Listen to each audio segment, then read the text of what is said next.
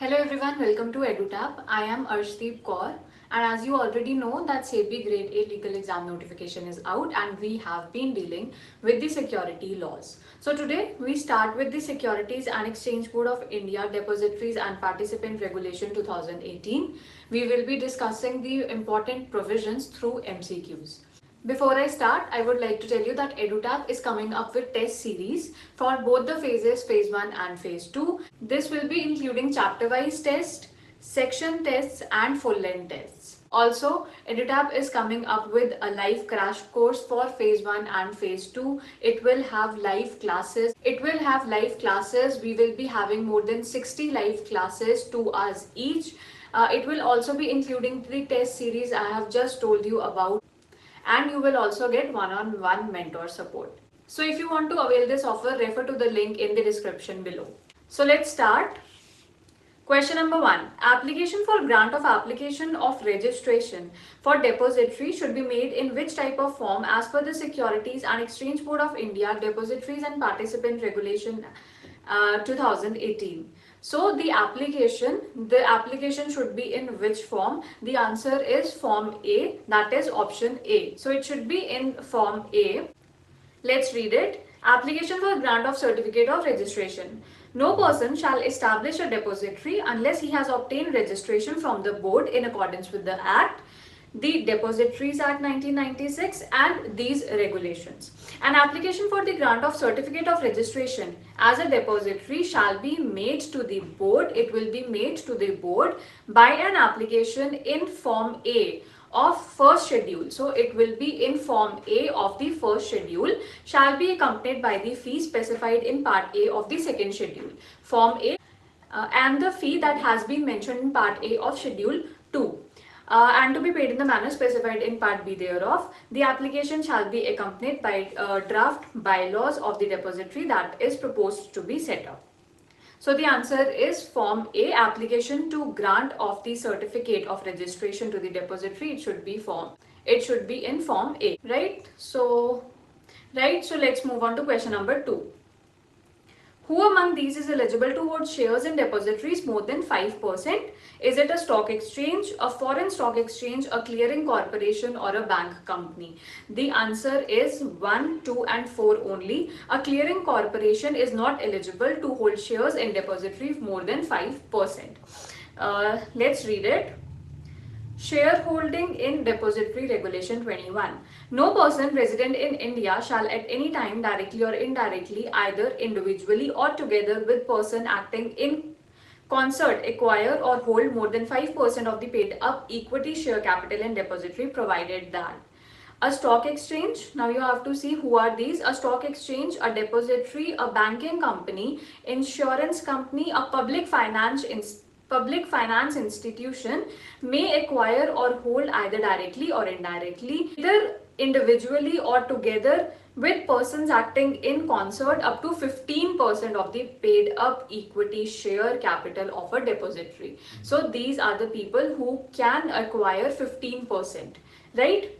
No person resident outside India directly or indirectly, either individually or together with process acting in concert, shall acquire or hold more than 5% of the paid up equity share capital in a depository, provided further that a foreign stock exchange, a foreign depository, a foreign banking company, a foreign insurance company, a foreign commodity derivatives exchange and a bilateral and multilateral financial institution approved by the central government may acquire and hold either directly or indirectly, either individually or together with persons acting in concert, up to 15% of the paid up equity share capital of a depository. So these are all the people who have been given the power that they can hold up to 15% of the paid up equity, right? So our answer was a clearing corporation. The clearing corporation has not been mentioned anywhere, so that is why clearing corporation is not eligible to hold shares in a depository more than 5%, right? Question number 3. Choose the correct order. File an application for getting registered as a depository. Gets registration certificate. Application for the grant of certification of commencement of business. Get certificate of commencement of business, start working as a depository. So we have to choose the correct order in which all these things happen. This is the right order. Actually, the answer is D, 1, 2, 3, 4, 5. So the correct order is, first they will file an application for getting registered as a depository. Then they get the registration certificate. After getting the registration certificate, they apply for the certificate of commencement of business.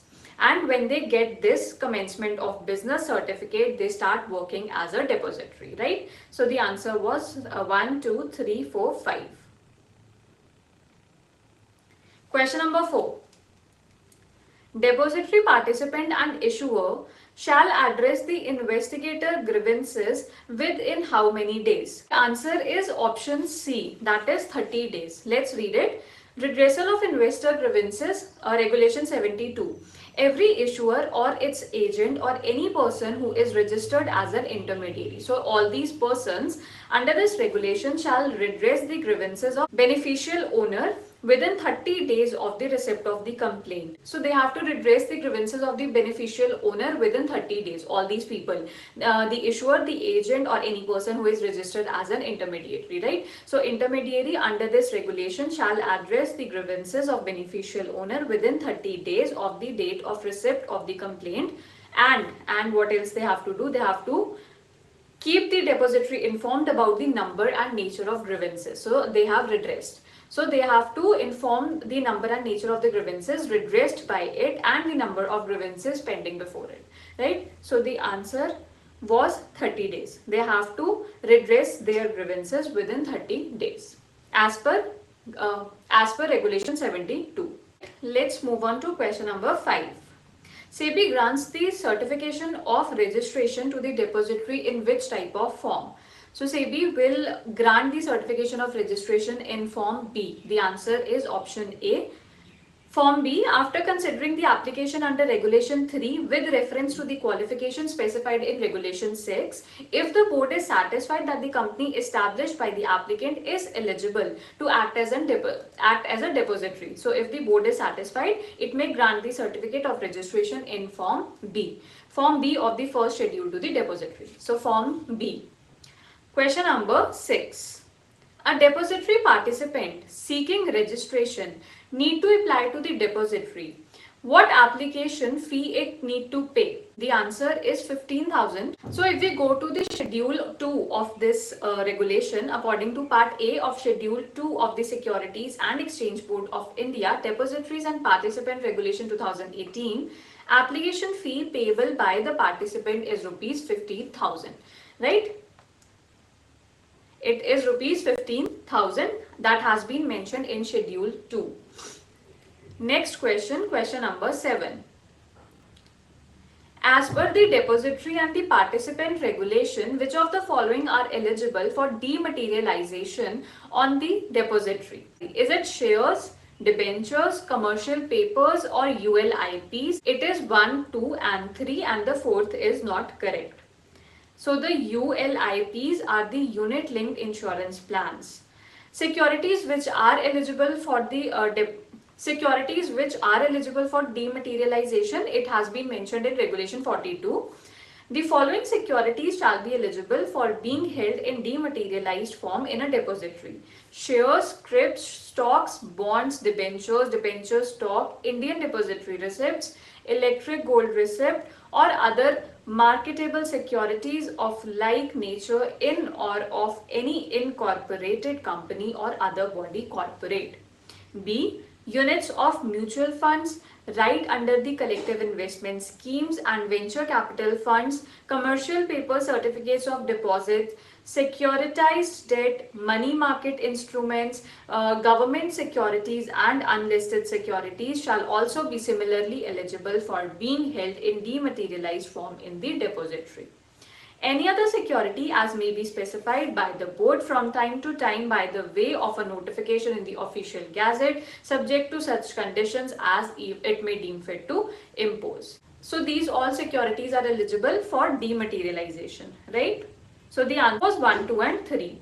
Let's move on to question number 8. Which of the following is correct regarding rights and obligations of a depository. Every depository shall maintain continuous electronic means of communication with all its participants, issuers or issuer's agent. A depository shall have a mechanism in place to ensure the interest of the persons buying and selling securities held in the depository adequately protected, and every depository shall allow the participant to withdraw or transfer its account. The answer is none. All of these are correct with regard to the rights and obligations of a depository. Let's read the explanation. As per the Securities and Exchange Board of India Depositories and Participant Regulation 2018, every depository shall maintain continuous electronic means of communication with all its participants. So they have to maintain a continuous electronic communication with all its participants, issuers or issuer's agent as the case may be, clearinghouse and clearing corporation of the stock exchange, and with other depositories. So with all of these, they have to maintain a continuous electronic communication. This was mentioned in the option, so this one was correct. The depository shall satisfy the board that it has a mechanism in place to ensure that the interest of the persons buying and selling securities held in the depository are adequately protected. So they have to satisfy the board that they have the mechanism in place. This was also mentioned, so this is also correct.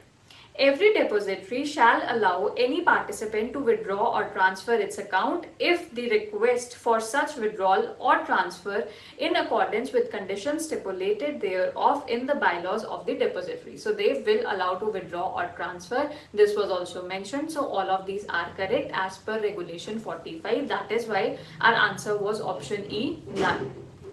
Let's move on to question number 9. A depository participant shall maintain records for minimum how many years? So a depository participant has to maintain the records for how many years? The answer is 8 years. That is option C. Records to be maintained, it has been given in regulation 54. Every depository shall maintain the following records and documents, namely. And what will be these documents? It also has been mentioned. Records of securities dematerialized and rematerialized, the names of the transferor, transferee and the date of transfer of securities, a register and an index of beneficial owners, details of the holding of the securities of beneficial owners as at the end of each day, records of instructions received from the sent participants, issuers, issuers agent and beneficial owners, records of approval, notice, entry and cancellation of pledge or hypothecation as the case may be, details of participants, details of securities declared to be eligible for dematerialization in depository, and such other records as may be specified by the board for carrying on the activities as a depository. So all these records have to be maintained for how many years? 8 years. Every depository shall intimate the board the place where the records and the documents are being maintained. So they have to intimate the board and tell them that where these records have been placed. Subject to the provisions of any other law, the depository shall preserve records and documents for a minimum period of 8 years. It is minimum period of 8 years, right? So they have to maintain them for 8 years at least. The answer was option C. Question number 10. Participants shall enter into agreement with which of the following entity in relation to the dematerialization of securities? Is it a depository? Is it a participant, beneficial owner or a stock exchange? The answer is option number C, beneficial owner. Agreement by participant, regulation 58. Every participant shall enter into an agreement with a beneficial owner before acting as a participant on his behalf. So they have to enter into an agreement in a manner specified by the depository in its bylaws. So this will be an agreement between the participant and a beneficial owner. Question number 11. Which of the following terms comes under internal monitoring of systems and control by a depository?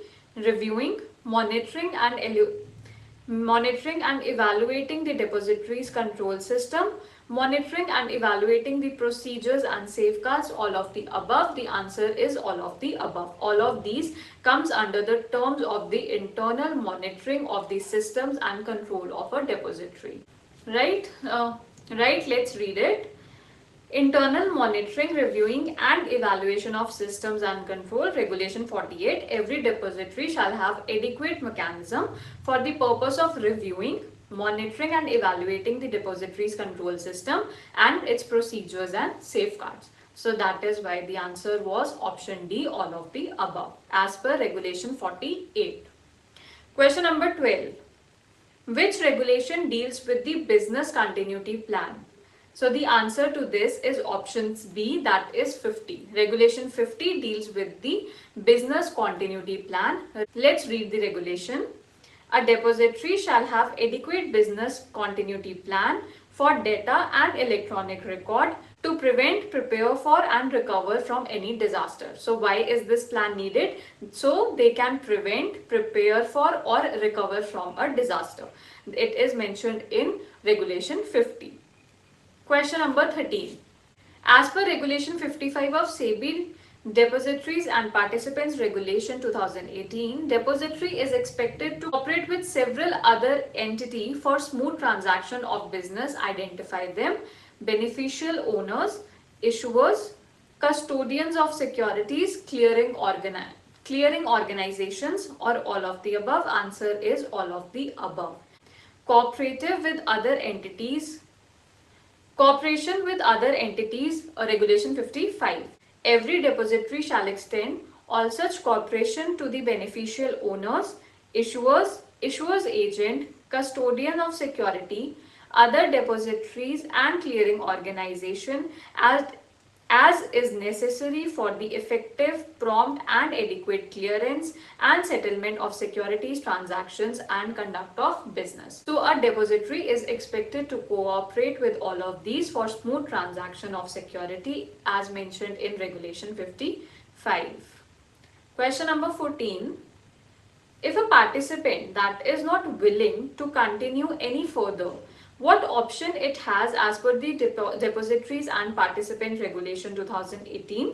It may withdraw, it may transfer its account to some other willing entity, it may apply to the Securities Appellate Tribunal for the same. A and B. The answer is A and B. So it can either withdraw or transfer its account to some other willing entity. Let's read it. Withdrawal by participant. Every depository shall allow any participant to withdraw or transfer its account if the request for such withdrawal or transfer is in accordance with the conditions stipulated therefore in the bylaws of the depository. So they can either withdraw or they can transfer. Question number 15. Once participant is granted registration, what fee it needs to pay? Now, if he has been granted the registration, what is the fee that he needs to pay? The answer is 2 lakhs within 15 days of the receipt of the intimation of the board. The participant shall pay the registration fee specified in Part A of the second schedule in the manner specified in Part B thereof within 15 days of the receipt of intimation from the board. And as per Part A of the Schedule 2, the registration fee payable by the participant is rupees 2 lakhs. So the answer is 2 lakhs within 15 days of the intimation. Now a bonus question for you, question for achievers. On which of the following areas SEBI can investigate the affairs of a depository? To ensure that the books of accounts are being maintained by the depository, to ascertain whether the systems, procedures and safeguards being followed by a depository, to look into the complaints received from the depositories, to ascertain whether the provisions of this Act, the Depositories Act, the bylaws, the agreements and these regulations are being complied with by the depository or all of the above. You have to comment the right answer below. So that's all for today. I hope this was a helpful session for you. For more such videos, please subscribe to the channel EduTap. Thank you.